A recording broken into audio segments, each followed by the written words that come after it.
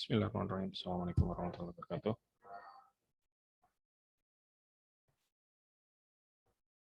Waalaikumsalam warahmatullahi wabarakatuh. Yang lain terdengar suara saya? Terdengar, Pak. Dengar, Pak. Dengar, Pak. Ya, mohon maaf nih. Kalau ada suara-suara di belakang ya. Tempatnya agak kurang kondusif memang. Tapi anyway, selamat bertemu kembali di minggu ke berapa ini? Minggu kelima ya. Minggu kelima mata kuliah sistem kendali penggerak. Dan kita sudah sampai materi di pembahasan tentang desain sebuah kontrol sistem, ya, sistem kendali. Sebetulnya kalau dibahas kembali di beberapa buku istilah kontrol sistem itu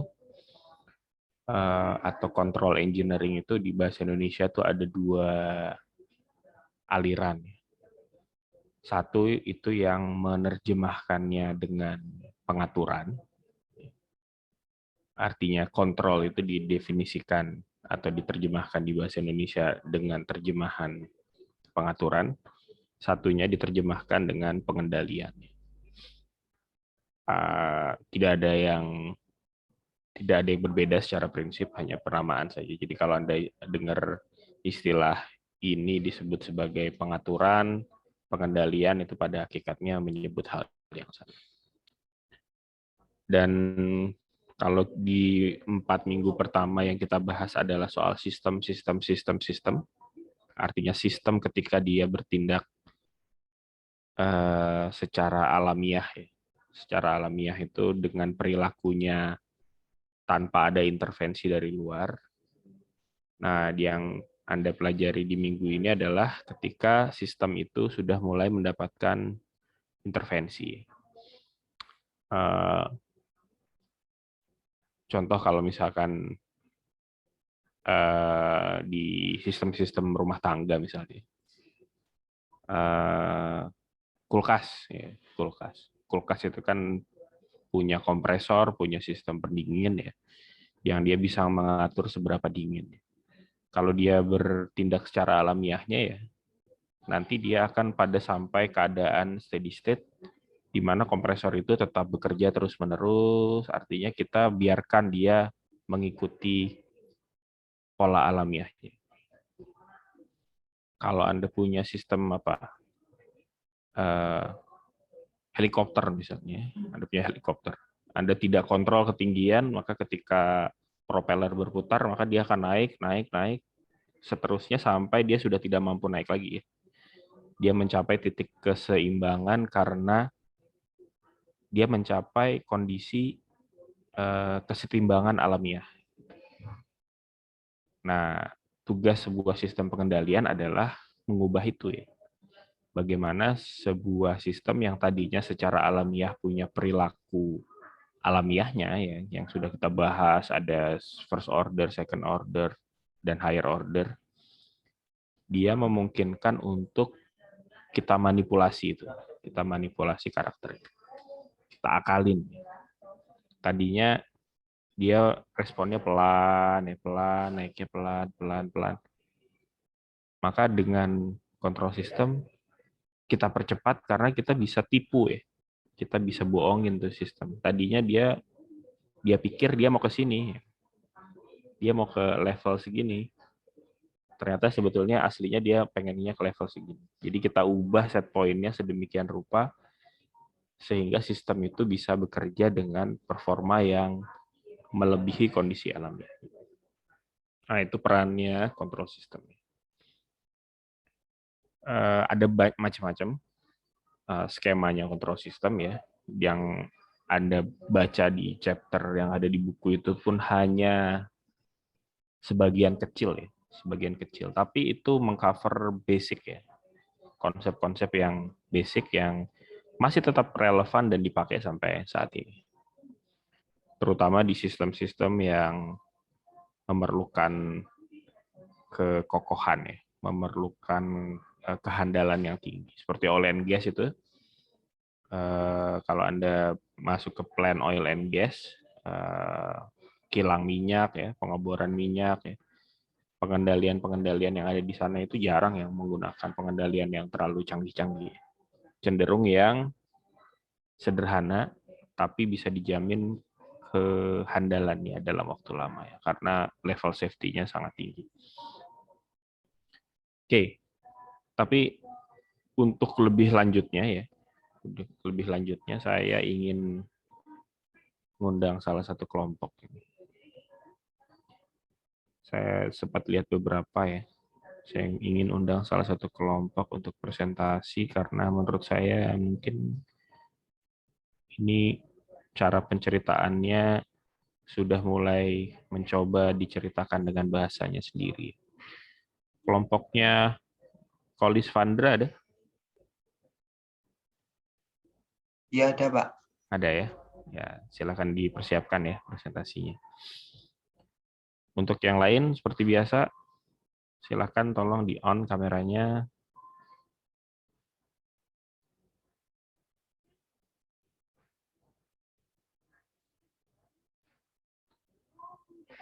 Yang belum on cam, silakan on cam.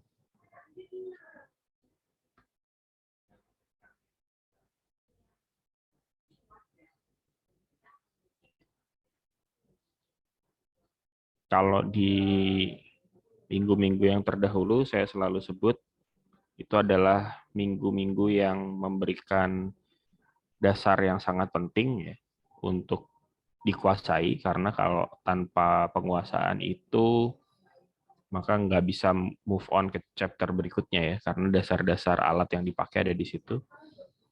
Yang dibahas minggu ini adalah inti, ya. Inti dari segala yang mau kita pelajari di sistem kendali penggerak itu adanya di sini. Setelah hari ini yang berikut-berikutnya itu aplikasi, ya, lebih ke aplikasi. Jadi filosofinya ada di yang dibahas hari ini, ya. Jadi ini penting juga untuk dipahami, karena kalau filosofi dasarnya Anda nggak paham, nanti Anda akan berpotensi salah, ya, memahami aplikasinya di minggu-minggu berikutnya. Sudah siap kelompoknya, Kolis? Sudah, Pak. Ya, silakan dimulai. Oh ya, sebelum dimulai, nanti ada bagian-bagian yang melibatkan MATLAB, silakan di skip aja dulu, karena kita tidak akan terlalu panjang lebar membahas itu. Bagian MATLAB akan kita bahas nanti di minggu ke-7. Jadi kalau nanti ada bagian-bagian yang terkait dengan MATLAB, silakan di skip aja. Silakan dimulai. Baik, sebelumnya perkenalkan, kami dari kelompok 6. Di sini kami akan menyampaikan rangkuman mengenai materi bab minggu kelima ini. Sebelumnya kelompok kami terdiri dari 4 orang. Yang pertama saya sendiri, Kolis Vandra Irawan, NIM-nya 04190076, dan ada Raidin, Aziz, dan juga Aryo. Nah, untuk materi yang pertama ini adalah mengenai time domain analysis and design of control system yang mungkin bisa dijelaskan oleh Mas Aziz. Silakan Mas Aziz.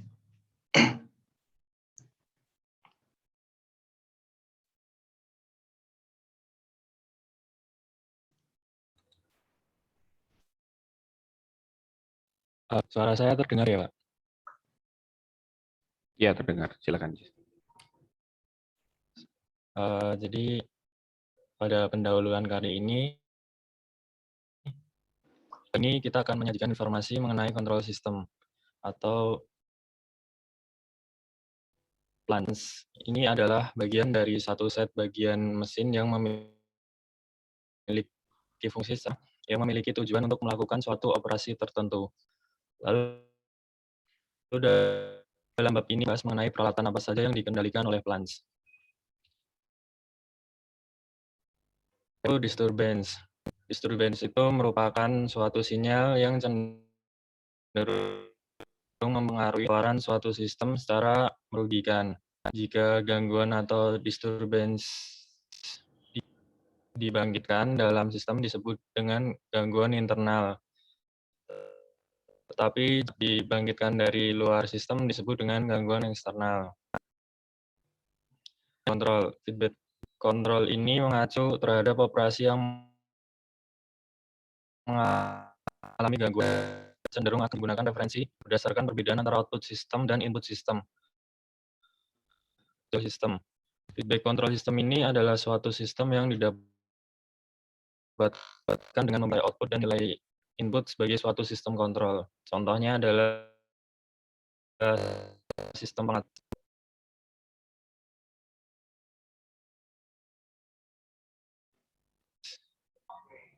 Ini suaranya Rohim yang putus-putus atau hanya di saya ya? Yang lain putus-putus nggak suaranya Rohim? Putus-putus, Pak. Putus Putus-putus ya? juga, Pak. Rohim bisa cari mikrofon yang lebih baik mungkin. Sebentar, Pak.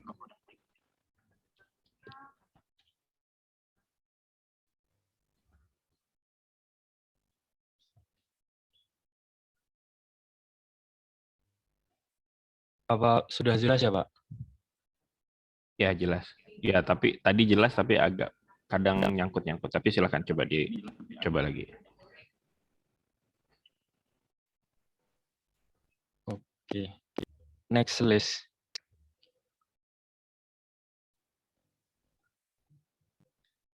Selanjutnya closed.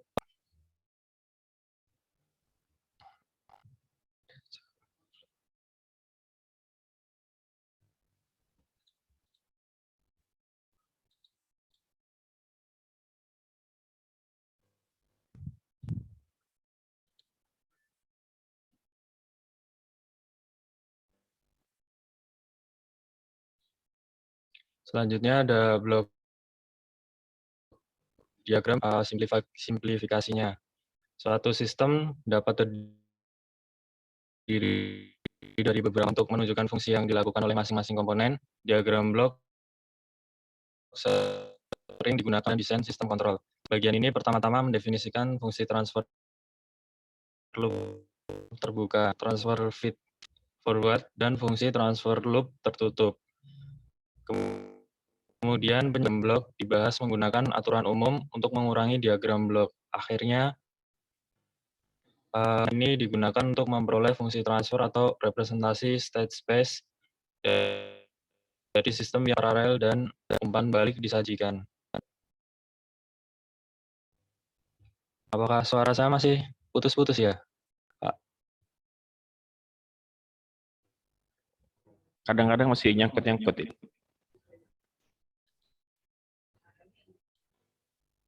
Atau ganti ini, ganti device mungkin dulu. Sementara menunggu Rohim memperbaiki koneksinya, bisa dilanjutkan yang lain mungkin.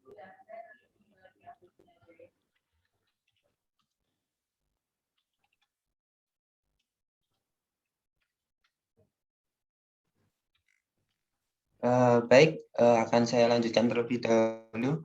Jadi di sini kita memiliki suatu diagram blok dari suatu sistem yang tertutup dengan elemen feedback.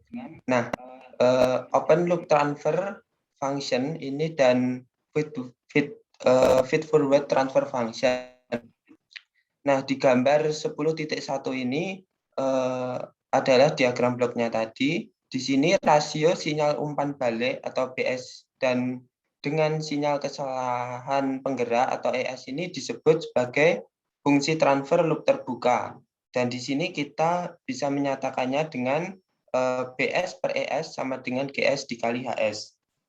Nah, untuk rasio outputnya dengan sinyal kesalahan penggerak ini disebut sebagai fungsi transfer umpan maju dan dinyatakan dengan CS per GS, dan ini bisa kita nyatakan sebagai GS saja. Nah, jika fungsi transfer umpan balik ini adalah 1, maka fungsi transfer loop terbuka dan fungsi transfer feed forward adalah sama. Nah, pada gambar 10.1 ini dapat disajikan antara hubungan keluaran CS dan juga masukan RS yang dapat kita nyatakan dengan persamaan seperti ini.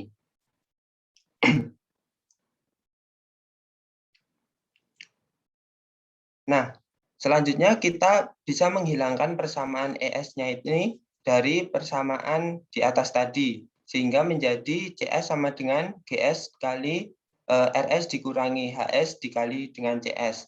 Atau juga bisa dinyatakan dalam bentuk lain, yaitu seperti ini.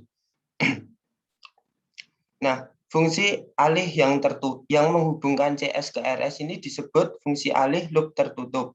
Nah, fungsi transfer ini menghubungkan dinamika sistem loop tertutup dengan dinamika elemen umpan maju dan elemen umpan balik.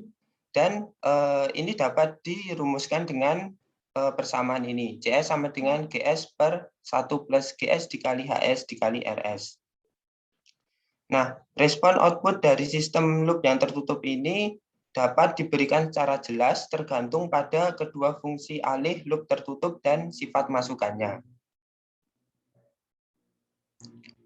Nah, kemudian ini ada beberapa rules mengenai diagram blok. Sebentar, Kolis. Balik ke yang sebelumnya, Kolis. Ya, Pak.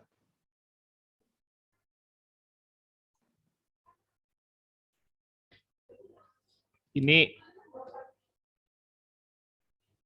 mudah-mudahan pada paham ya, maksudnya ini kelihatannya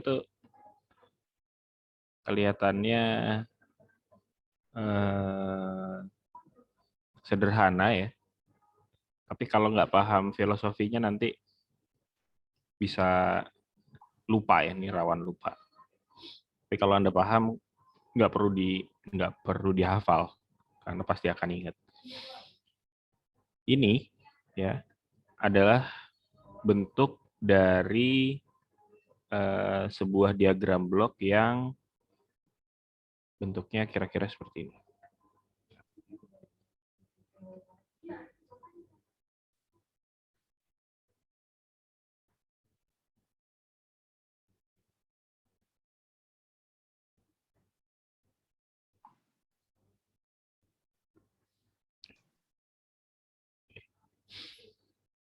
Jadi ini disebut sebagai diagram blok loop tertutup dengan umpan balik negatif.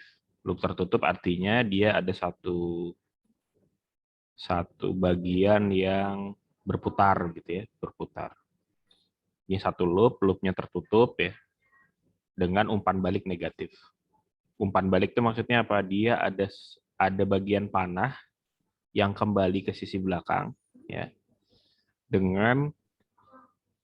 Karena dia kembali ke sisi belakang, tanda panahnya ke arah sini ya.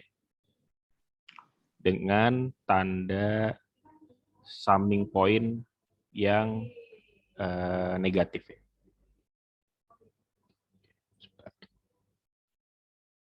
Ini kursor saya hilang. Oke. Di sini ya, di bagian belakang ini di sini ada CS. Bagian depan ini adalah RS. Ya. Yang di bagian tengah ini adalah GS. Oh, di bagian bawah ini ada lagi satu blok ya. Ini saya hapus.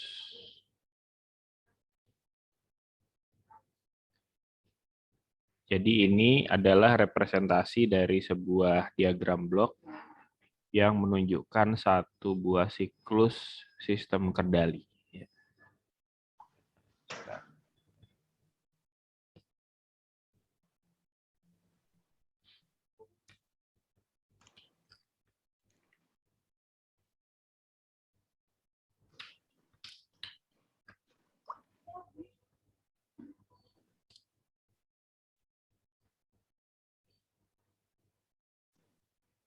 Bentar ya, saya drawing pad saya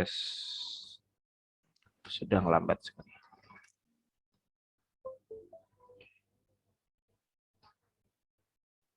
Oke, ini dan ini ya. Ini adalah HS. Jadi ini RS, ini GS, ini HS, dan ini CS. Kalau di definisi sebelumnya tentang diagram blok, maka sederhana kan bentuknya seperti ini ya. Katakanlah di sini saya punya, kalau ini C, ini G, ada katakanlah IS gitu ya. IS. Ini kalau yang sebelah kanan ini saya sebut sebagai OS, yang sebelah kiri ini saya sebut sebagai IS. Apa itu OS? Output, Pak. Output ya, output function ya. Harus lengkap ya. Output function. Output function itu adalah sebuah fungsi yang menyatakan variabel output. IS adalah input function, sebuah fungsi. Oh, ini kok I juga ya. HIJ gitu ya, J. IS adalah sebuah fungsi yang menyatakan perubahan variabel input, dan JS adalah apa yang dikenal sebagai fungsi transfer. Ini adalah bentuk yang lebih kompleks dari bentuk seperti ini, di mana di sini ada beberapa blok ya. Di sini ada beberapa sistem artinya. GS ini adalah yang dikenal sebagai plant system. Sistem dari alat ya, yang sedang kita bahas. HS ini umumnya dikenal sebagai sensing system. Ya. Sensing system ini adalah transfer function dari sebuah sistem pengukuran. RS ini adalah fungsi output. RS ini bukan fungsi input lagi, ini fungsi keinginan. Keinginan. Ya. Bedakan antara sebuah sistem transfer function sederhana seperti ini dengan sistem yang memiliki feedback loop. Kalau ini kan sederhana ya, Anda punya misalkan pompa gitu ya, Anda beri arus, pompanya muter, selesai. Bagian RS ini memahaminya agak sedikit tidak sesederhana ini. RS ini keinginan. Keinginan. Di mana menyatakan keinginan itu? Ya. Ini lebih abstrak. Walaupun tetap bisa dikonkretkan wujudnya.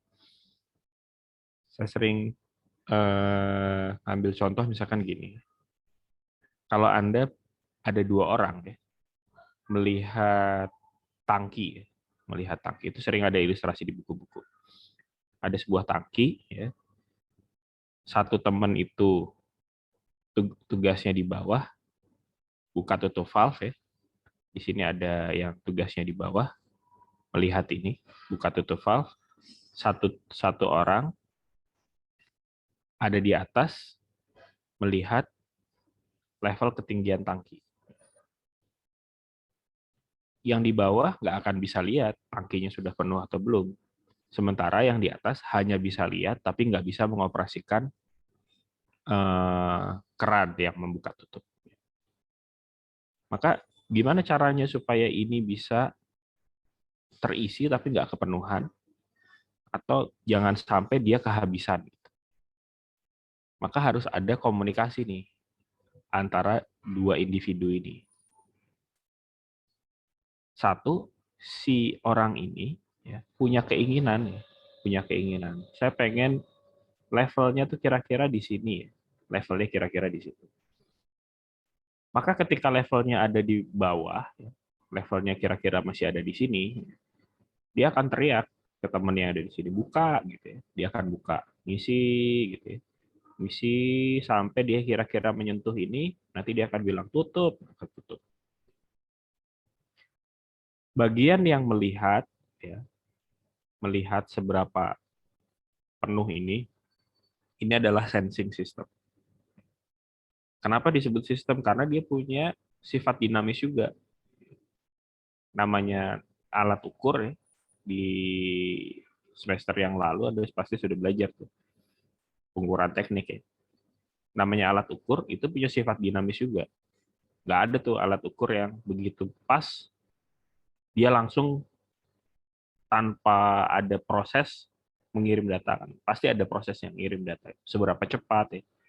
Jadi yang kita bahas minggu lalu soal data yang seperti ini ya, atau data yang begini ya, itu juga terjadi pada alat ukur nih, pada sensing. Maka dia dinyatakan dengan fungsi S juga.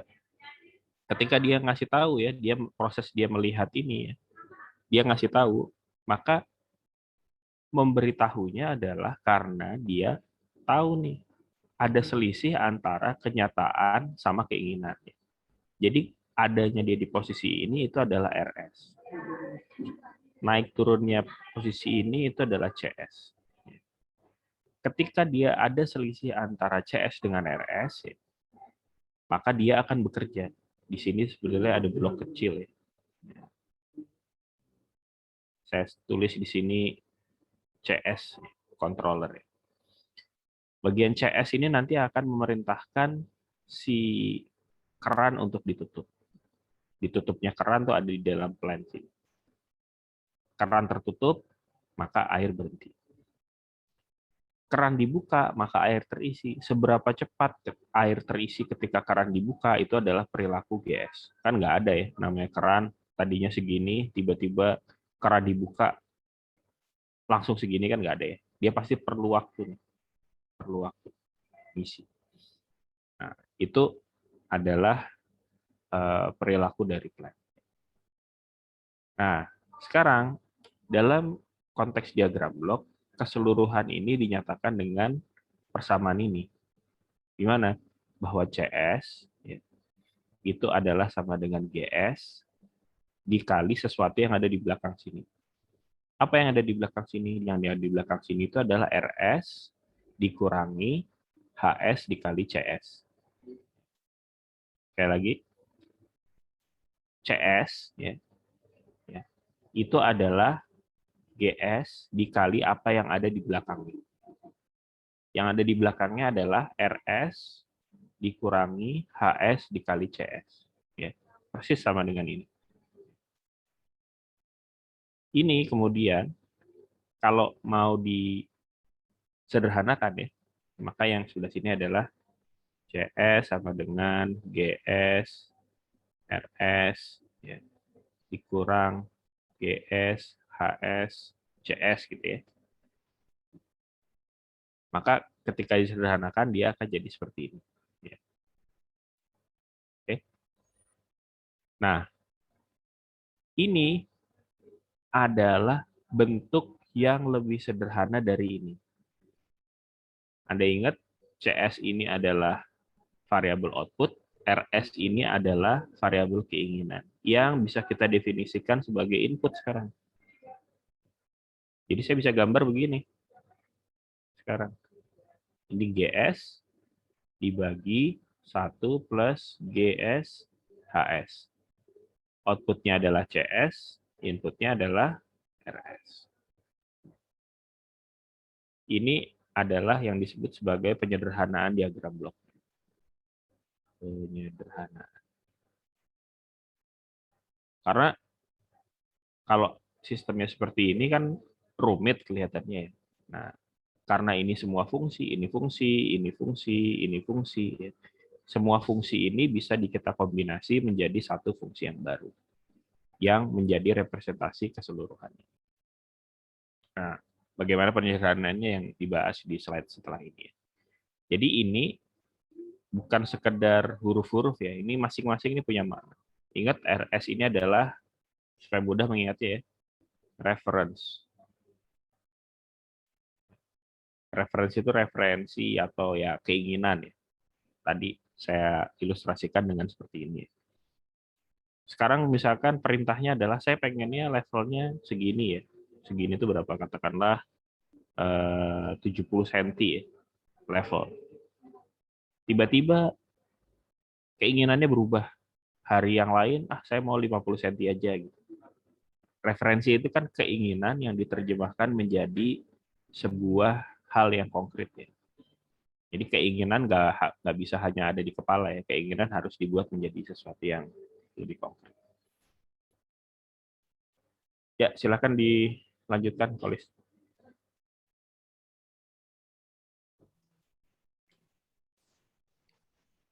Baik, untuk selanjutnya adalah mengenai aturan aljabar dari diagram blok. Nah, di sini untuk penyederhanaan diagram blok, ini suatu blok itu apabila dihubungkan secara seri, itu dapat dihubungkan secara seri jika output dari satu blok itu tidak terpengaruh oleh blok yang mengikutinya.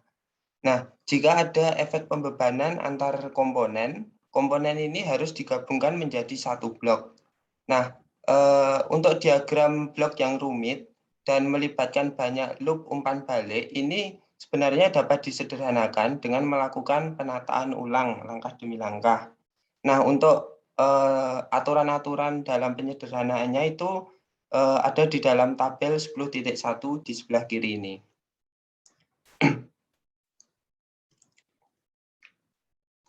Nah, selanjutnya adalah blok yang terhubung secara seri. Nah, di sini kita memiliki sistem 1 dan sistem 2, di mana sistem 1 adalah G1 dan sistem 2 adalah G2. Dan ini keduanya dihubungkan secara seri. Sehingga untuk sistemnya ini dapat dikodekan menjadi seperti ini. Mungkin ini adalah kode dari MATLAB ya. Nah, untuk menggabungkan kedua sistem ini dapat dikodekan menjadi sys sama dengan series dari sistem 1 dan sistem 2. Di mana sistem 1 ini adalah G1 yang merupakan 10 per S kuadrat plus 2S plus 10, dan sistem 2 ini adalah G2 atau 5 per S plus 5. Coba balik ke tabel yang sebelumnya, Kolis. Mbak.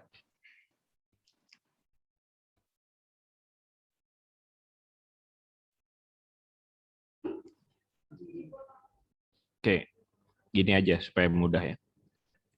Ini ada 5 macam blok diagram yang penting untuk dipahami. Kalau yang tadi kan ada bagian MATLAB-nya.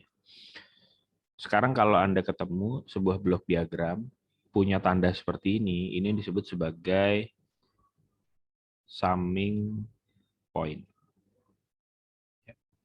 Summing point ini adalah daerah di mana antar blok, ya, ini disebut sebagai blok. Antar blok itu bisa dioperasikan dengan operasi aljabar penjumlahan atau pengurangan tergantung tandanya. Ya.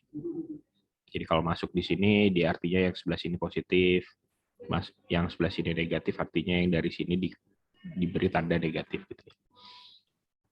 Maka kalau saya punya sebuah variabel ya, ingat tanda panah ini punya fungsi S, yang ada di dalam kotak ini juga punya fungsi S ya. Jadi kalau saya punya tanda panah begini, ini pasti mengandung fungsi S. Ya. Karena dia variabel input atau variabel output. Tergantung dia dari mana sumbernya. Kalau dia punya panah, ya, katakanlah di sini adalah CS gitu ya, bergabung dengan sebuah blok, ya, katakanlah bloknya HS. Maka keluarnya di sini adalah perkalian antara ini dan ini. Ya, itu definisi bentuk lain dari transfer function kan. Maka keluarnya itu pasti adalah CS dikali HS. Ya. Kalau kemudian setelahnya di sini ada summing point seperti ini ya. Katakanlah di sini plus, di sini minus ya. Maka yang datang dari bawah itu juga pasti fungsi S. Katakanlah di sini US gitu ya. Maka yang keluar dari sini adalah operasi aljabar dari panah-panah yang masuk sebelumnya. Panah ini tadi adalah hasil perkalian ini, yaitu CSHS. Yang di sebelah sini adalah fungsi US. Ya. Jadi CS, HS, dikurang. US. Selama keluarnya secara matematis sama, maka ini bisa diganti menjadi bentuk lain. Ya. Contohnya seperti ini ya. Tadinya A dikali G dulu, kemudian baru dimasukkan ke summing point. Sekarang diganti menjadi bentuk lain. Bahwa A masuk ke summing point dulu, baru dikali G. Tapi karena yang di bawah ini tidak dikali G, maka sebelum dia masuk ke summing point harus dibagi G dulu. Ya. Nah, kalau seperti ini, saya bisa ganti menjadi di sini CS, sebelah sini HS, ya. Yang ini plus, ini min, yang di sebelah sini saya bagi dengan H. Ya. Yang di sini adalah tadi US. Ya. Supaya apa? Di sini adalah US dibagi H, maka yang di sebelah sini adalah C dikurang U dibagi H. Ya. Setelah dikali di sini, yang sebelah sini adalah CH dikurang U. Sama ya, CH dikurang U. Itu yang nomor 1. Yang nomor 2 juga begitu. Tapi bedanya di sini nggak ada summing point-nya. Kalau nggak ada summing point-nya apa? Artinya dia dipecah nih, paralel, beranak lah ibaratnya. Tadinya masuknya A dikali G, maka di sini AG. Karena dia nggak ada summing point-nya, apapun yang keluar dari percabangan akan menghasilkan hal yang sama. Ada masuk pipa, isinya susu, dipecah jadi 2, yang dua-dua yang keluar juga susu dua-duanya. Maka ini juga bisa sama seperti ini. Masuknya A dipecah dulu, baru bloknya ditaruh masing-masing. Tadinya diproses di sumbernya, sekarang diproses di cabangnya. Tapi intinya keluarnya sama-sama AG. Selama keluarnya sama-sama ya, maka ini bisa dipakai. Kemudian yang ketiga ya, kalau tadi diproses dulu di sumbernya, baru keluarnya di sini AG, sekarang di cabangnya hanya salah satu yang jadi AG. Kenapa? Karena ternyata setelah dicabang, salah satu cabang nggak ada AG-nya. Maka sama aja, kalau ini ditarik ke ujung, ya, yang di sini AG, di sini kan harusnya jadi A. Maka yang di sini harus dibagi G. Ini AG, ini AG dengan A juga sama. Yang keempat ya, ini kalau tadi ini dua-duanya nggak ada summing point, sekarang ada summing point-nya lagi nih. Sekarang saya ada summing point-nya. Summing point yang seperti ini, ya, tadinya A dikurang B dikali G2, yang di sini adalah B dikali G2, ya. Maka yang sebelah sini adalah A dikurang B dikali G2, terus dikali G1. Ya. G1. Sekarang sama juga nih. A dibagi G2 terlebih dahulu. Kenapa?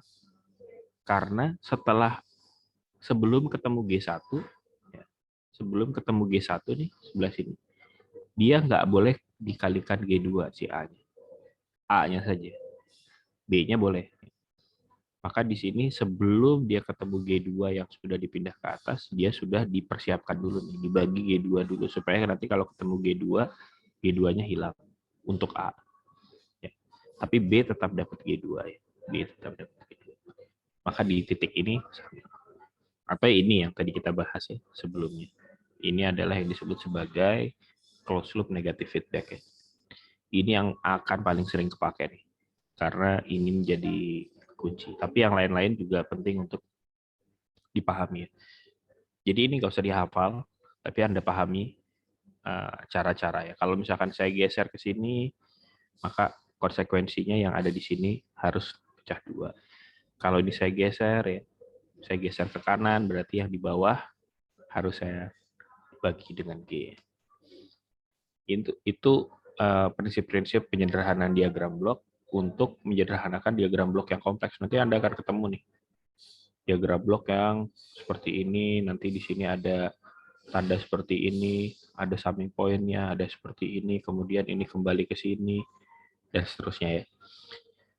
Nah, untuk bisa menyelesaikan itu ya, maka penting untuk bisa memahami prinsip-prinsip aljabar diagram blok. termasuk penyederhanaannya. Ini original dan ekivalen ya. Aslinya begini, tapi itu sama saja dengan yang ini. Oke, silahkan dilanjutkan. Bagian MATLAB-nya di skip aja.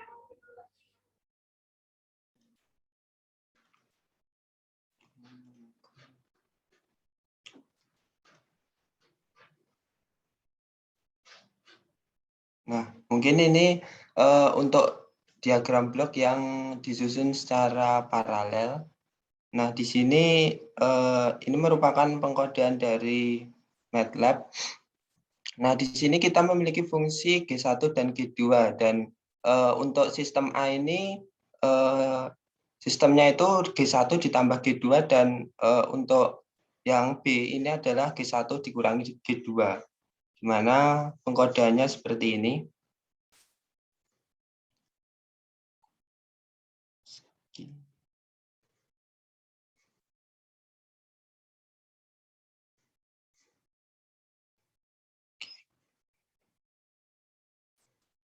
Nah, mungkin ini adalah materi selanjutnya yang bisa dijelaskan oleh Mas Aziz. Sebelumnya mohon maaf Pak, saya off cam nggak apa-apa ya Pak? Supaya jelas Pak Iya, suaranya. berapa silakan. Ya.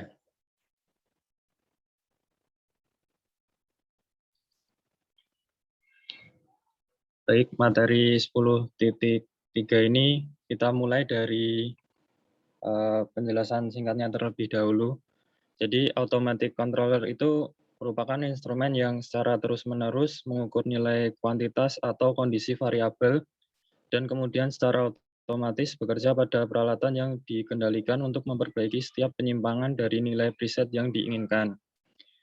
Automatic controller ini juga dikenal sebagai pengatur otomatis atau pengontrol. Dalam industrial automatic controller dapat diklasifikasikan menurut aksi kontrolnya sebagai yang pertama ada two position on-off controllers, yang kedua ada proportional controllers, yang ketiga ada integral controllers, yang keempat ada proportional plus integral controllers, yang kelima ada proportional plus derivative controller, yang terakhir ada integral plus derivative controllers. Next. Selanjutnya ada diagram blok mengenai automatic controller, aktuator, dan sensor. Bisa dilihat di sini ada sebuah sistem, sebuah plan. Jadi ada input berupa reference input dan ada output. Dan di antaranya di sini juga ada aktuator. Jadi aktuator itu merupakan elemen yang menghasilkan input ke plan sesuai dengan sinyal kontrol. Sehingga feedback sinyal akan sesuai dengan sinyal reference input. Selanjutnya sensor atau bisa juga kita sebut sebagai measuring element adalah perangkat yang mengubah variabel output menjadi variabel lain yang sesuai seperti displacement, tekanan atau voltase atau tegangan. Sensor yang dapat digunakan untuk membandingkan output dengan sinyal input referensi. Elemen ini berada di jalur feedback dari sistem loop tertutup. Oke, sebentar. Rohim. Jadi ya, saya mau highlight di bagian yang sebelah sini. Yang namanya controller, itu sebenarnya hanya bagian yang ada di kotak yang saya kotakin merah. Controller itu hanya tugasnya memproses sinyal antara ini keinginan ya, tadi keinginan. Terus kemudian di ini adalah aktual, gampangnya ini keinginan, kenyataan. Dan yang dilakukan adalah mengambil keputusan.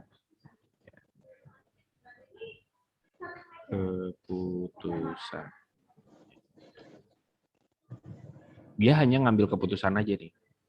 Kalau di organisasi nih, dia nih direktur nih. Dia tugasnya ngambil keputusan, ngasih perintah, memberi perintah.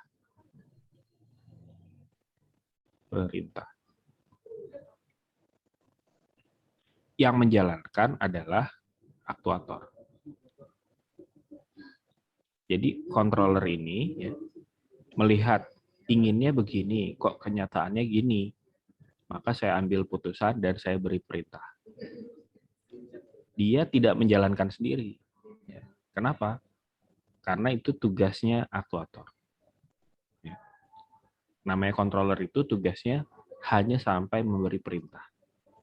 Kalau dia jenderal nih, nggak mungkin dia tiba-tiba jalanin tank sendiri atau bawa senapan sendiri ke depan, kan enggak. Dia ngasih perintah, tentaranya yang ada di lapangan nih yang jalanin, tentaranya yang nyambung. Aktuator itu adalah yang kontak langsung dengan plan. Kalau plan Anda pemana, kalau plan Anda misalkan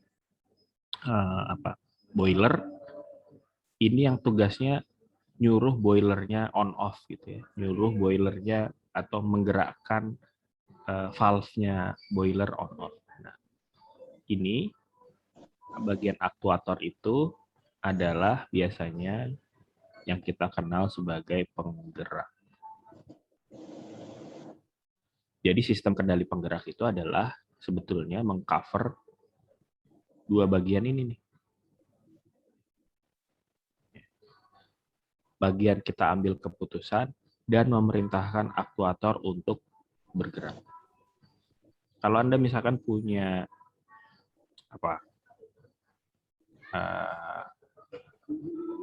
punya drone gitu ya,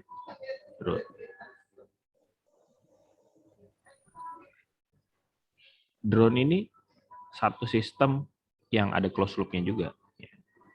Dia di sini ada bagian plan-nya. Plan-nya itu apa? Plan-nya itu ya keseluruhan drone ini ketika dia naik turun, ya, masanya berapa, ya, kemudian berapa panjang dia punya lengan drone-nya ini, ya, dan lain-lain. Ya.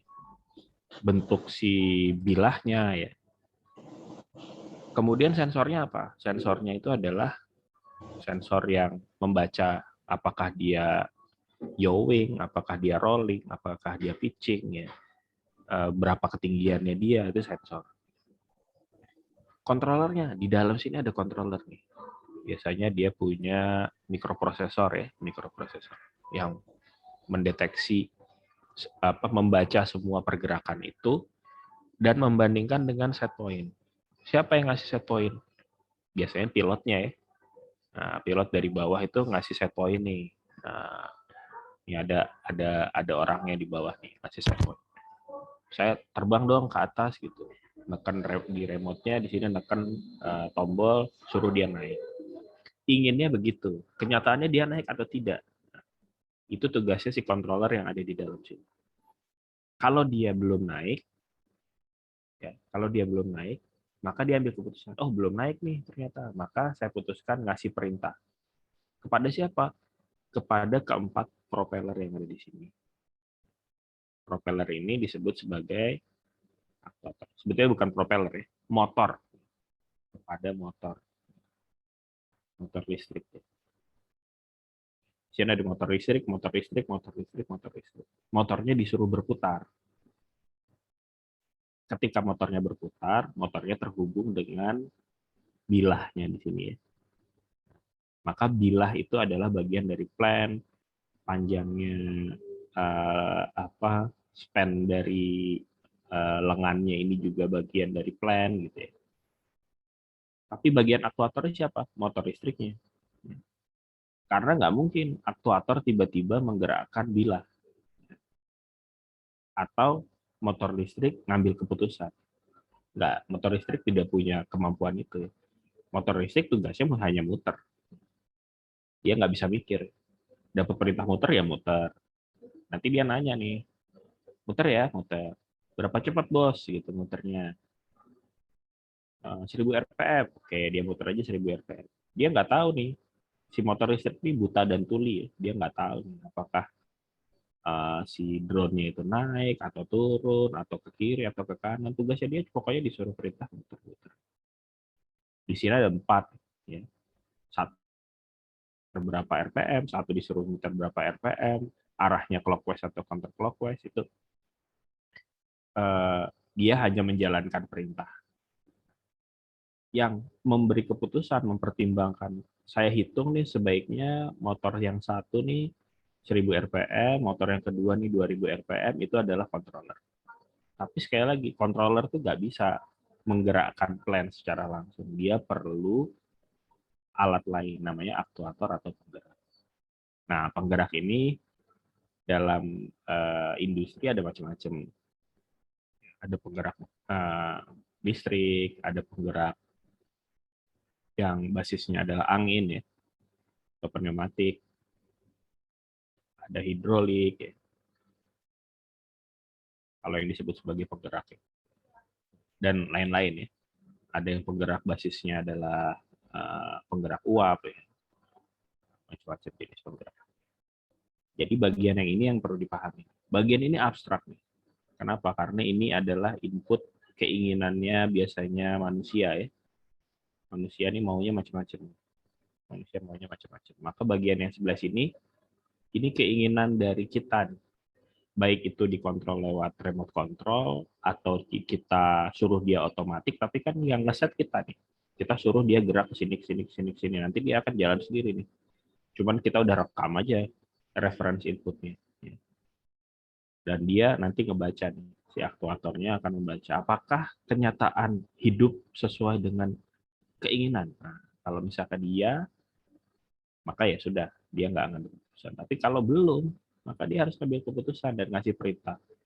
Pada siapa? Pada aktuator. Untuk melakukan sesuatu, aktuator melakukan sesuatu, maka plan akan berubah, dibaca lagi oleh sensor, dan nanti dia akan lihat lagi, apakah perintah saya sudah menghasilkan perubahan yang diharapkan? Belum, kasih perintah lagi. Atau ngambil keputusan yang berbeda. Nah, itu. Jadi yang namanya controller, sekali lagi, adalah bagian yang sebelah sini.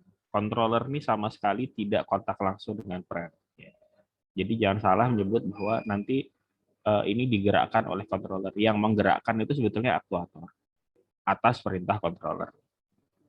Jadi ada 2 bagian sebetulnya. Controller ini tugasnya ngasih perintah, mikir dan ngasih perintah. Aktuator itu cuman disuruh. Ini nih pesuruhnya aja nih. Gerak-gerak. Nggak tahu disuruh gerak mana, pokoknya suruh gerak-gerak. Kencang apa pelan? Kencang gitu. Dia nggak akan nanya nih. Dia hanya bergerak berdasarkan perintah. Nah, di sini yang bagian perintah. Nah, karena dia signal, maka umumnya di sini ini adalah command signal. Command signal. Command signal itu biasanya low power. Low power. Karena tugasnya hanya perintah, ya. Nggak harus power yang gede-gede. Low power itu artinya misalkan Anda mau ngasih perintah, katakanlah Anda punya anak buah, suruh ngejalanin forklift gitu, ya, atau ngejalanin eskavator misalnya. Anda kan perintah paling cuma lewat HP.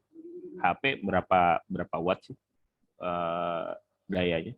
Perintah lewat HP, ya jalanin forklift-nya atau jalanin eskavatornya. Eskavator jalan, powernya gede, dia perlu diesel yang ukurannya segede-gede apa gitu, ya.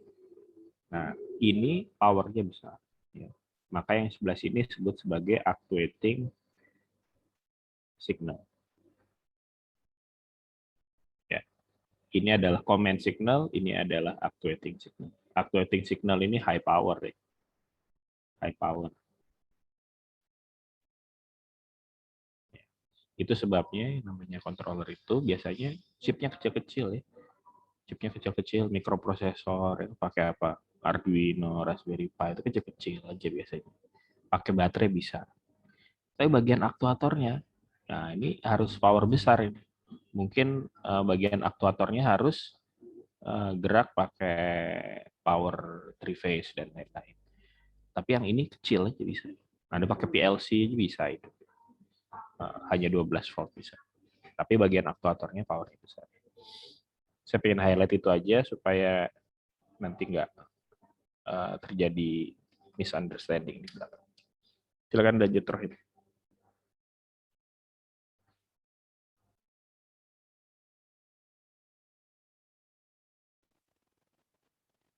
Baik, terima kasih Pak atas tambahan penjelasannya. Selanjutnya ada two position or on-off control action. Dalam two position control system, elemen penggerak hanya memiliki dua posisi tetap yang dalam banyak kasus hanya on or off, hidup atau mati. Sistem kontrol dua posisi sederhana, sistem kontrol dua posisi ini sederhana, murah, dan digunakan secara luas baik dalam sistem kontrol industri maupun dalam rumah tangga. Contohnya dalam gambar satu ini menunjukkan, di gambar satu yang paling atas ini menunjukkan diagram blok dari pengontrol two position, tentang di mana actuating error signal harus bergerak sebelum switching terjadi disebut differential gap. Jadi antara M1 dan M2 itu disebut differential gap.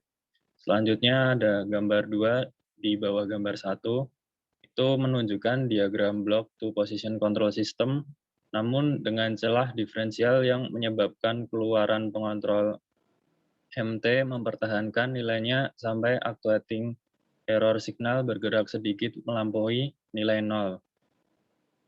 Bisa dilihat di sini perbedaannya gambar 1 dan gambar 2 ya. Selanjutnya gambar 3. Gambar 3 itu merupakan liquid level control system dengan two position control, katup input terbuka atau tertutup, sehingga laju aliran cairan adalah konstanta positif atau 0. Sinyal output bergerak terus-menerus antara dua batas yang dibuat, sehingga menyebabkan elemen penggerak bergeser dari satu posisi tetap ke posisi tetap lainnya. Osilasi output seperti itu antara dua batas adalah karakteristik respon tipikal dari sistem yang berada di bawah two position control. Jadi pada gambar 3 ini ada sebuah keran input dan keran output. Ketika keran ini kita ingin sebuah nilai, maka keran ini akan terbuka, dan apabila tidak, maka akan tertutup. Jadi antara terbuka dan tertutup ini ada differential gap, jadi pergerakannya akan seperti pada gambar 4 di bawah ini. Next.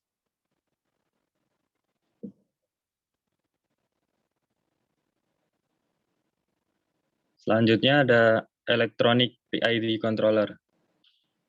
Controller PID sering digunakan dalam sistem kontrol industri.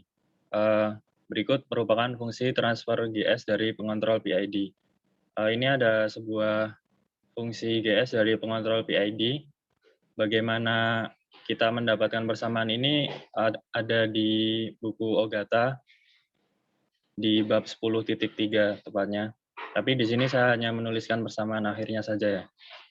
Jadi jika ET adalah input ke controller PID, maka output MT dari controller diberikan controller dapat dituliskan sebagai berikut.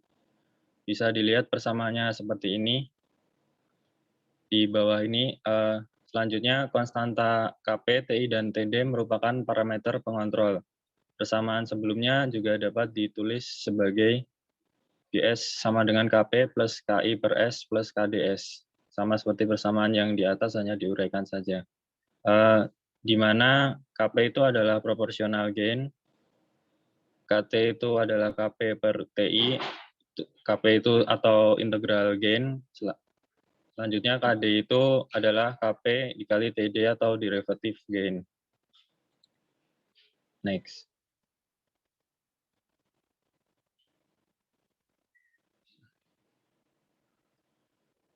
Selanjutnya adalah transfer response analysis bab 10.4 yang akan dijelaskan oleh Mas Raidin.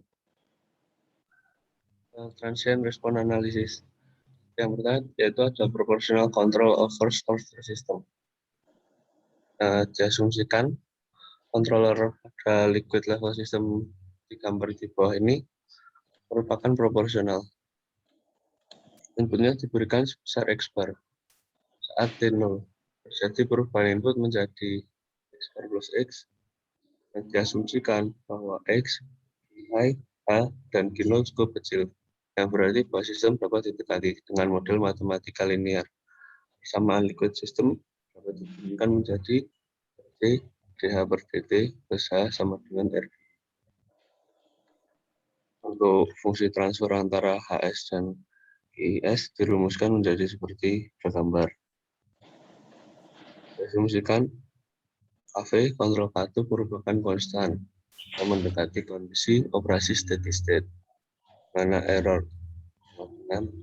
errornya E sama dengan X, sehingga I sama dengan AB KVE, lalu dirubah Laplace samaan ini dirubah pada menjadi IS dengan KB KVE S. Next.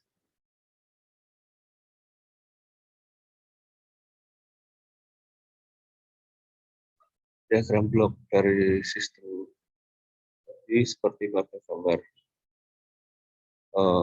Yang A diasumsikan bahwa X dan A merupakan sinyal dan memiliki satuan yang sama sehingga dapat dibandingkan secara langsung.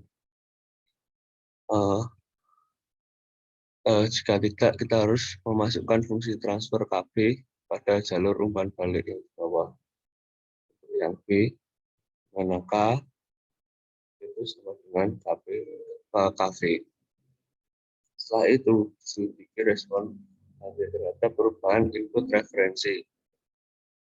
Harus diasumsikan perubahan langkah unit XT dan fungsi transfer loop tertutup antara HS dan XS, yaitu HS per XS sama dengan KR per RCS plus 1 plus KR.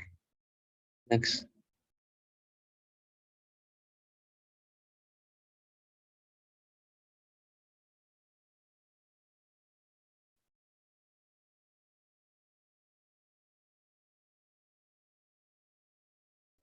Lalu persamaan tadi transformasikan Laplace XS sehingga menjadi HS sama dengan KR per S plus 1 plus KR dan 1 per S. Lalu persamaannya berubah menjadi pecahan parsial. Menjadi seperti gambar di samping. Lalu Laplace di inverse menjadi kali T sama dengan KR per 1 plus KR kali 1 min E pangkat min E per T1 sama dengan RC per 1 plus KR.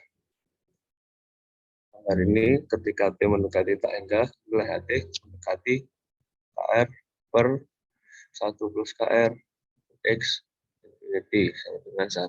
Terdapat error steady state sebesar 1 per 1 plus KR. Error ini disebut offset. Di tengah antara HT dan input. Nilai error akan semakin kecil. Jika K pada nilai HT akan semakin besar. Lanjut.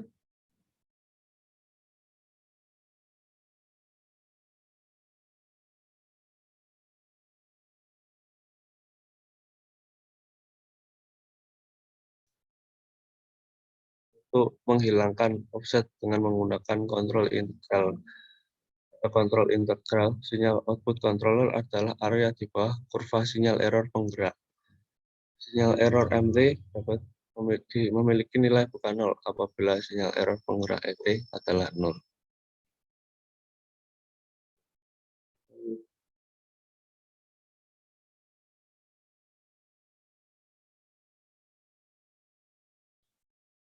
Pada gambar di bawah menunjukkan sistem kontrol tingkat cair. Diasumsikan kontrol merupakan salah satu integral. Diasumsikan juga bahwa variabel X, Y, A, dan Q0 yang diukur dari nilai steady state memiliki jumlah yang kecil, sehingga sistem dapat dianggap linear, yaitu X bar, Y bar H, dan Q bar. Lanjut.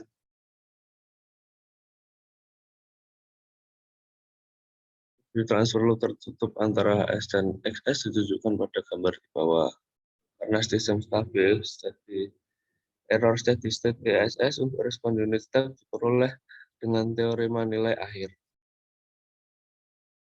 Kontrol interval dari sistem level cairan dengan demikian menghilangkan kesalahan kondisi steady state dalam respon terhadap input langkah, sehingga meningkatkan akurasi kondisi steady state. Ini merupakan peningkatan penting atas kontrol proporsional saja yang memberikan offset. Lanjut. Lalu ada derivatif control action atau aksi kontrol turunan, yaitu menambahkan sensitivitas ketika ditambahkan ke kontrol proporsional. Keuntungan menggunakan kontrol ini yaitu menanggapi tingkat perubahan kesalahan penggerak dan dapat menghasilkan koreksi yang signifikan sebelum nilai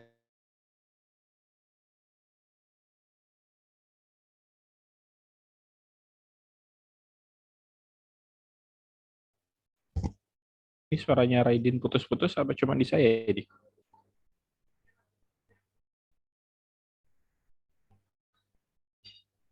Yang lain putus-putus nggak suaranya Raidin?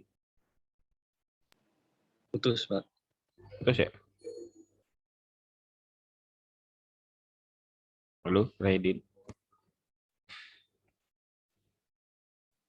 Sepertinya emang Raidinnya lagi putus-putus, Pak.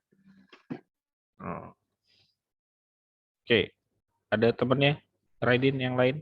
Kelompoknya Rohim atau Kolis atau satu lagi ya? Ada bertiga ya? Tolong dilanjutkan dulu. Karena waktunya udah nggak banyak ini. Ya, baik. Ini selanjutnya ada derivative control action. Aksi kontrol turunan atau derivative control action ini menambah sensitivitas ketika ditambahkan ke pengontrol proporsional. Keuntungan menggunakan kontrol ini yaitu menanggapi tingkat perubahan kesalahan penggerak dan dapat menghasilkan koreksi yang signifikan sebelum nilai error penggerak menjadi lebih besar, sehingga cenderung meningkatkan stabilitas sistem. Kontrol ini tidak langsung berpengaruh terhadap error yang terjadi, melainkan menambahkan peredam dalam sistem. Kontrol ini selalu dikombinasikan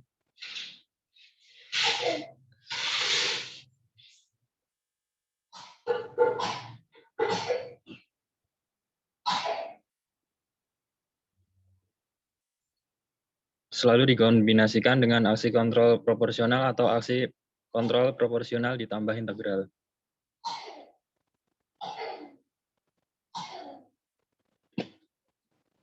Selanjutnya ada proportional control of system with inertia load. Kontrol proporsional dari sistem dengan beban inersia. Sistem ini menggunakan fungsi transfer Kp dengan output berupa sinyal torsi T dengan mengaplikasikan elemen inersia J dan perpindahan angular C. Bisa dilihat pada gambarnya seperti ini. Dari gambar ini bisa kita tulis persamaan umumnya JC double dot sama dengan T. Setelah kita transformasikan Laplace, akan menjadi JS kuadrat JS sama dengan TS. Dan bisa kita tuliskan transfer function-nya menjadi JS per TS sama dengan 1 per JS kuadrat. Next.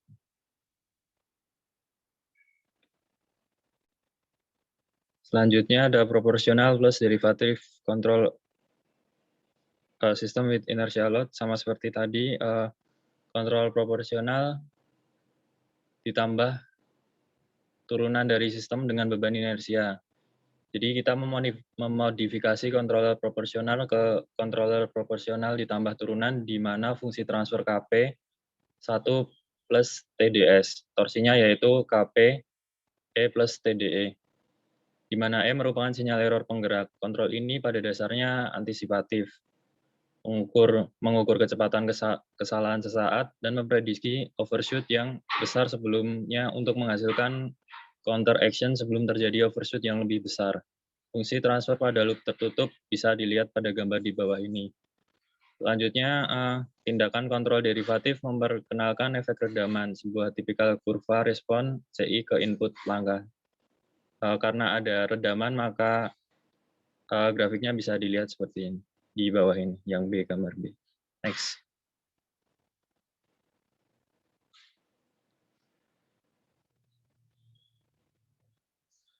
Baik, sekarang kita masuk ke bab 10.5 yaitu transient response specification.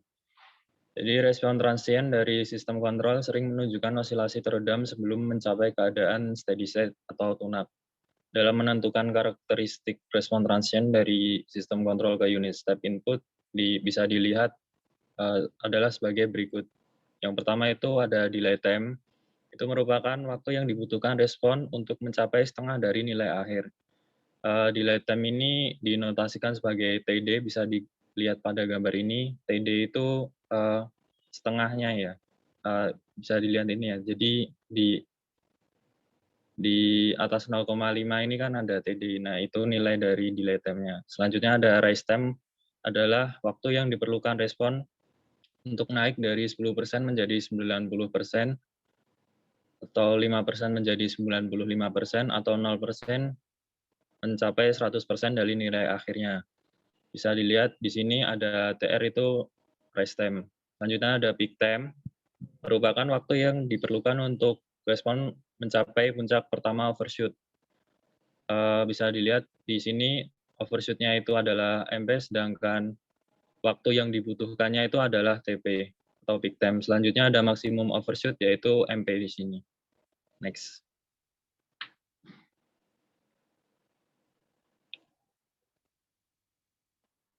Selanjutnya ada settling time. Itu adalah waktu yang dibutuhkan kurva respon untuk mencapai dan tetap berada dalam 2%. Dalam beberapa kasus 5% ya dari nilai akhir. Settling time ini berhubungan dengan konstanta waktu terbesar dari sistem. Jika nilai TT, TR, TP, TS, dan MP bentuk kurva respon hampir tetap, dapat dilihat pada gambar di samping. Tidak semua karakter ini berlaku untuk kasus tertentu. Misalnya pada overdamped, istilah peak time dan overshoot tidak berlaku. Jadi untuk settling time ini bisa dilihat di TS ini ya. Jadi waktu yang dibutuhkan untuk pada osilasi yang allowable tolerance ini, yang gambar garis putus-putus ini. Next.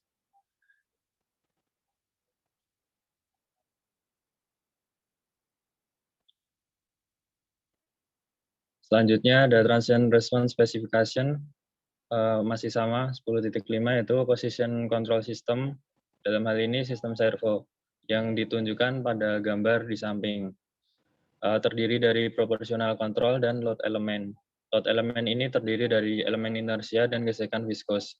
Misalnya ingin mengontrol posisi output C sesuai dengan posisi input R, persamaan untuk elemen beban adalah di mana T adalah torsi yang dihasilkan oleh pengontrol proporsional yang konstanta penguatannya adalah K.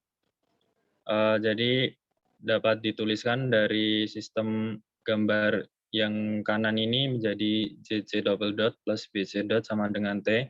Kita laplaskan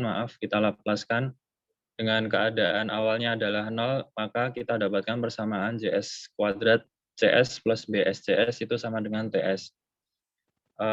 Selanjutnya kita mempunyai transfer function-nya, CS per TS-nya adalah di sini, di kanan, di kiri bawah ini ya. Selanjutnya kita ada, karena kita harus ada tambahan K di sini, maka transfer function-nya juga menjadi CS per RS itu sama dengan K per JS kuadrat plus BS plus K sama dengan K per J per S kuadrat plus B per JS plus KJ plus K per J. Jadi diagram bloknya akan seperti yang di sini ya, bisa dilihat di situ.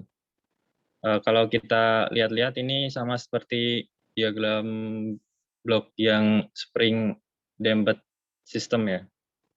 Next.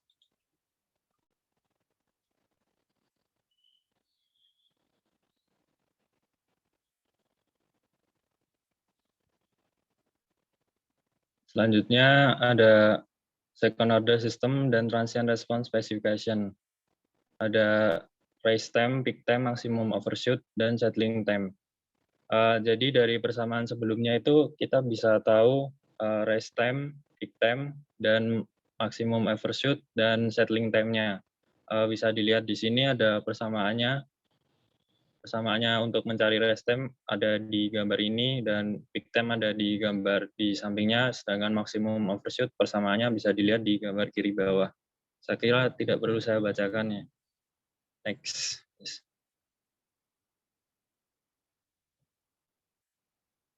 Sedangkan untuk settling time itu untuk kasus untuk second order system under damped, kurva respons CT selalu berada di dalam sepasang envelope curve, seperti yang ditunjukkan pada gambar di bawah ini. Dari sistem ke unit step input. Konstanta waktu envelope curve ini adalah 1/zeta omega n. Sedangkan settling time-nya itu adalah 4 kali konstanta waktu envelope curve ini. Jadi bisa kita tuliskan di sini TS-nya itu sama dengan 4/zeta omega n. Next. Selanjutnya akan dijelaskan oleh Mas Kolis. Baik, untuk materi selanjutnya yaitu mengenai improving transient response and steady state characteristic. Nah, pada materi ini di awal kita mengenai DC servomotor. Nah, di sini DC servomotor itu merupakan motor DC yang digunakan dalam sistem servo. Pada DC servomotor ini inersia dari rotornya itu dibuat sangat kecil untuk membuat motor dengan rasio torsi terhadap inersia yang tinggi. Nah, beberapa dari DC servomotor ini memiliki konstanta waktu yang sangat kecil. Untuk penggunaannya, di sini kita bagi menjadi dua, di mana untuk DC servomotor dengan daya rendah ini biasanya diaplikasikan pada instrumen-instrumen komputer seperti hard disk, printer, motherboard, atau dan yang lainnya. Dan untuk DC servomotor dengan daya medium atau sedang sampai tinggi ini biasa digunakan dalam suatu sistem robotika, milling machine, atau permesinan yang lainnya. Oke, sebentar Kolis. Bagian DC servo motor ini nanti di skip aja, nanti kita akan bahas setelah TS ya, setelah UTS, karena kita belum masuk ke penggerak spesifik. Nggak apa, tapi ini bagus, tapi disimpan nanti kita akan bahas lagi setelah UTS. Saya rasa cukup ya untuk presentasi dari kelompoknya Kolis. Terima kasih. Saya mau ambil studi kasus saja dulu, karena waktunya udah nggak banyak. Oke. Sekedar mengingatkan kembali ini, apa yang sudah kita bahas minggu lalu. Ada yang masih ingat, kalau saya punya transfer function seperti ini, apakah dia under damped, over damped, critically damped, atau undamped?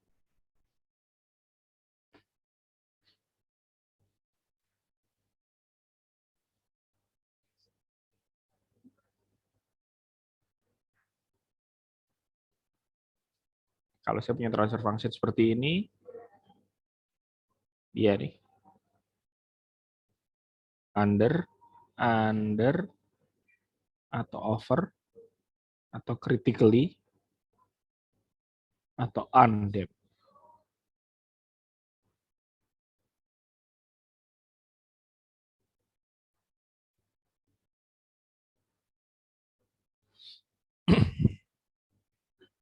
Apa kira-kira?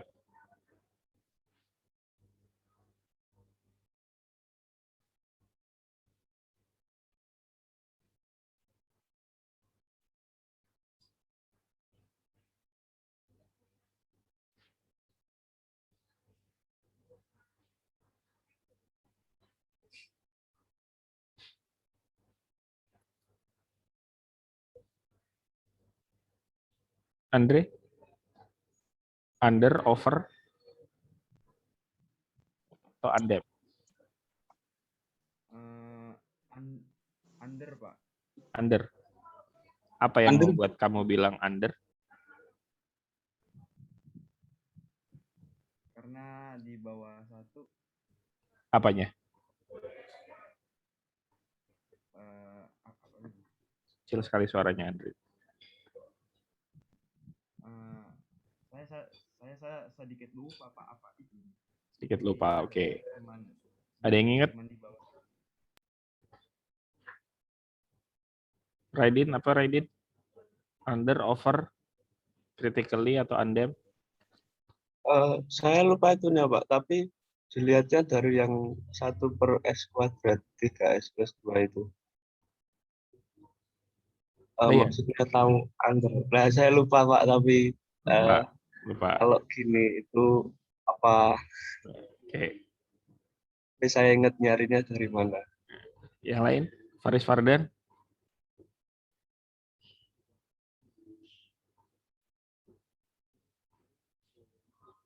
Under, over, critically. Ini first order atau second order? Faris.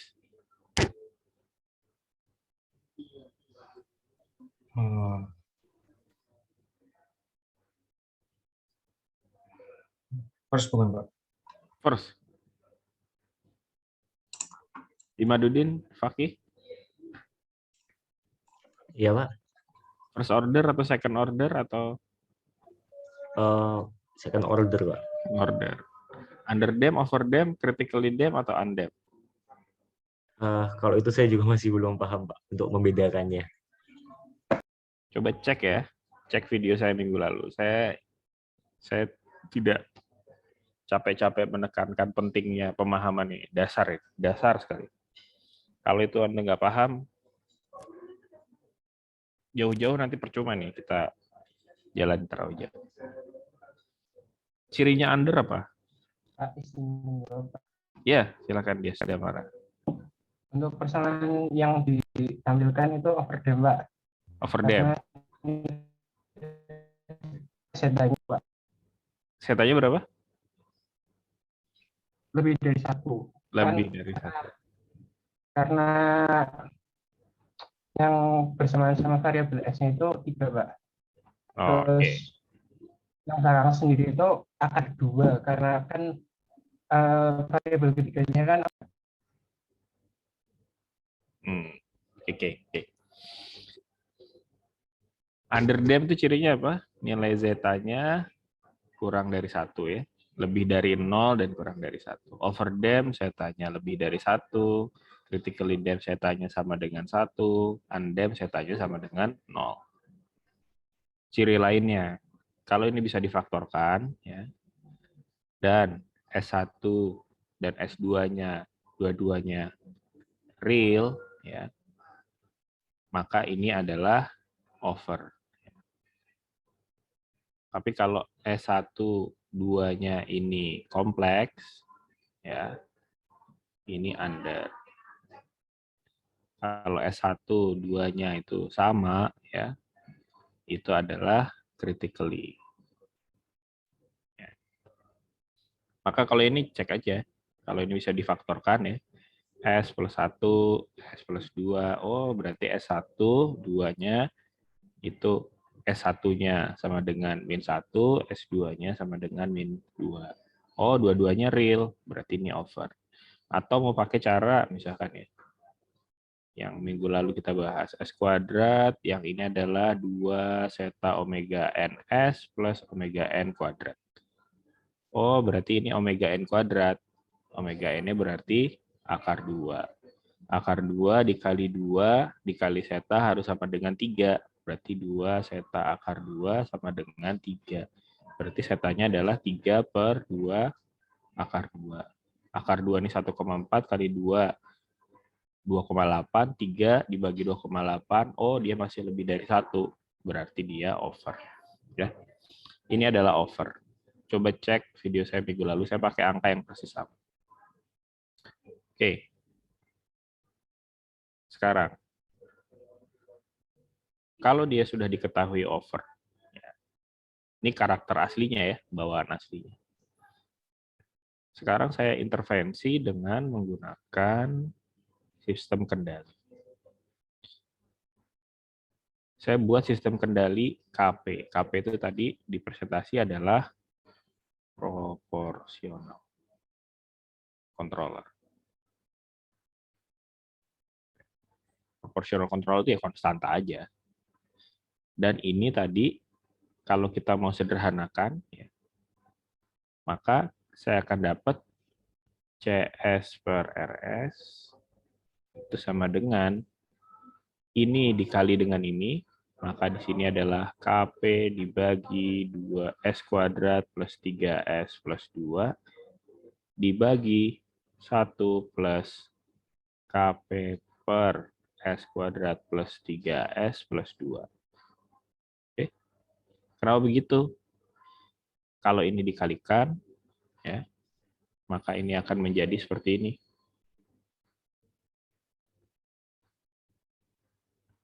KP dibagi S kuadrat plus 3S plus 2. Di bawahnya nggak ada kotaknya. Berarti 1 ya. Ini tadi saya simbolkan adalah GS ya. Yang ini adalah HS, ini adalah CS, ini adalah RS. Ya. Tadi kan CS dibagi RS sama dengan GS dibagi 1 plus GS HS. Ya. HS-nya 1 ya sudah 1. GS-nya ada, GS-nya ada, CS. Jadinya seperti ini. Jadi yang ini adalah GS, ini juga GS, HS-nya 1. Oke. Ini, kalau mau saya sederhanakan, saya akan dapat KP dibagi S kuadrat plus 3S plus 2 plus KP. Sekali lagi. CS per HS. Kalau ini sama dengan KP dibagi S kuadrat plus 3S plus 2, itu sama dengan 1 plus KP dibagi S kuadrat plus 3S plus 2. Kali 1 ya. Ini satunya kalau saya bagi adalah S kuadrat plus 3S plus 2. Ini adalah S kuadrat plus 3S plus 2 plus KP dibagi S kuadrat plus 3S plus 2. Ya. Atasnya adalah, saya geser ke bawah. Saya geser ke bawah sedikit.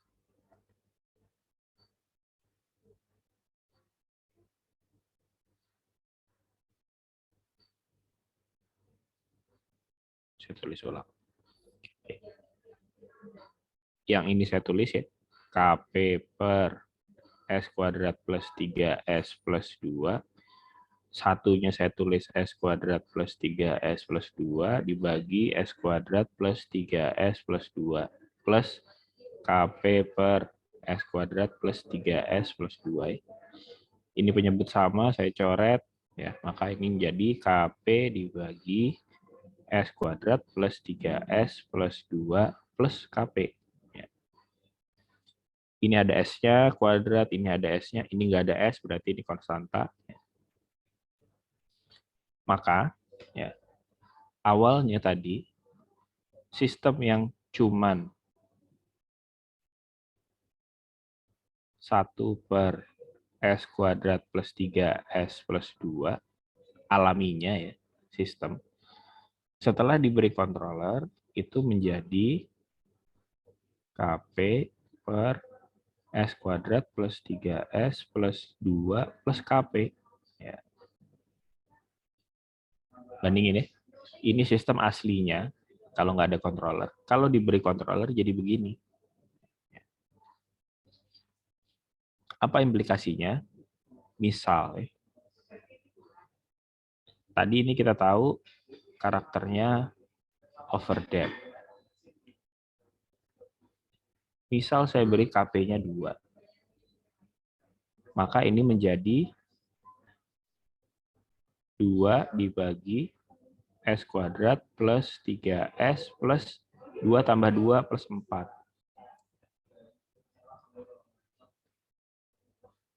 Kalau saya punya sistem seperti ini under, ini over, critically,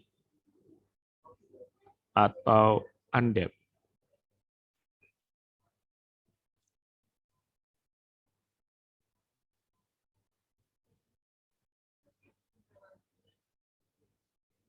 Gimana? Under, Pak. Under. Ya.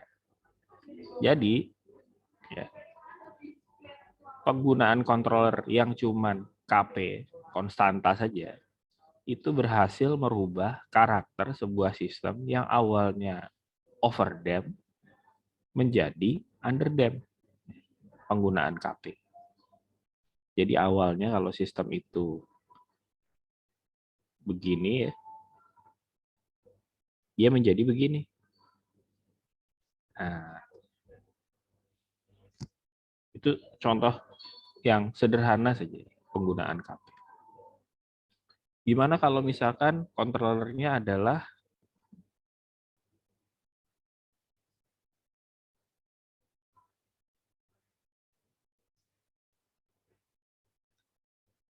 proporsional plus derivatif. Artinya dia KP plus, kalau derivatif itu ada turunannya ya, KD per S. Barangnya sama nih. 1 per S kuadrat plus 3S plus 2. Sama, kita anggap sensingnya ideal. 1. Ini CS, ini RS. CS per RS. Ya. Silakan ini jadi PR ya. Karena waktunya sudah habis juga. Silakan jadi PR. Kalau saya punya controller seperti ini, ya, saya beri deh KP-nya itu 2, KD-nya itu sama dengan 1. Ya. Apa yang akan terjadi dengan CS dan RS?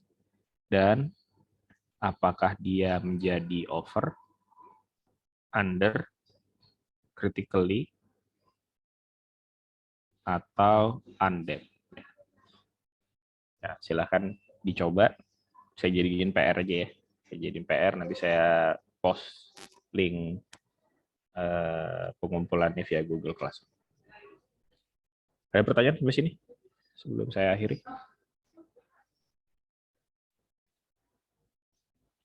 Penting untuk dilatih lagi. Kalau belum paham yang soal ini, silahkan cek video minggu lalu ya. Cek video minggu lalu, ini saya sudah bahas. Ya. Pendek sekali sebetulnya pemahamannya soal ini. Tapi kalau belum paham, silahkan cek video minggu lalu. Ya. Ini jadi PR. Kalau saya beri seperti ini, apa yang akan terjadi? Kalau KP-nya 2, KD-nya 1, itu apa yang terjadi? 2 deh ya, kombinasi. Kalau KP-nya 2, 1. 1 kalau KP-nya 2, KD-nya 4. Nah, ini apa yang akan terjadi masing-masing. Baik, untuk hari ini saya rasa cukup. Terima kasih atas perhatiannya. Sampai jumpa minggu depan. Semoga bermanfaat. Assalamualaikum warahmatullahi wabarakatuh.